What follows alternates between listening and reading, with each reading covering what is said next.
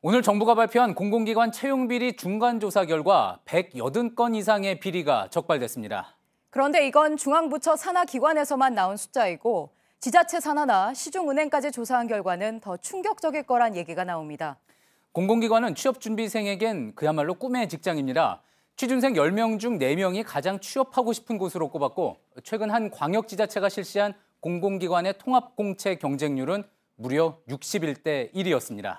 바늘구멍이던 취업문은 누군가에게 너무 쉽게 열렸습니다.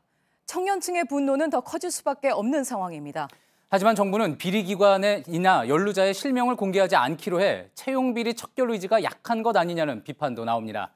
먼저 송지혜 기자의 보도입니다.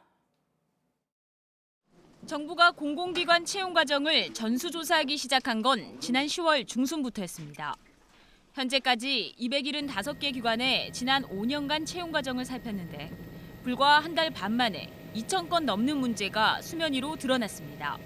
상당수는 채용 절차상의 흠결이거나 제도적으로 보완될 사안들이었으나 부정지시나 청탁, 서류 조작 등 채용 비리 혐의가 높은 사례도 다수 발견되어 위원 구성이 부적절한 경우가 가장 많았고 부당한 평가 기준을 적용하거나 선발 인원을 임의로 바꾼 사례도 있었습니다.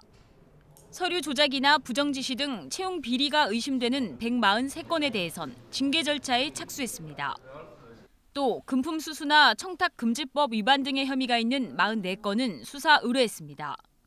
특히 전현직 기관장이 직접 개입한 것으로 의심되는 사례도 다수 발견돼 수사 결과에 따라 파장이 커질 것으로 보입니다. 다만 정부는 조사가 진행 중이고 수사 의뢰된 사안이라는 점을 들어 오늘은 해당 기관과 연루자 이름을 밝히진 않았습니다.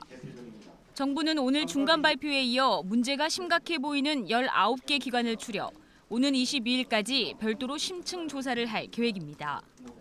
또 이달 말까지 지방 공공기관 800여 곳에 대한 조사까지 마무리되면 이를 종합해 제도 개선 방안을 발표할 방침입니다. JTBC 송지혜입니다.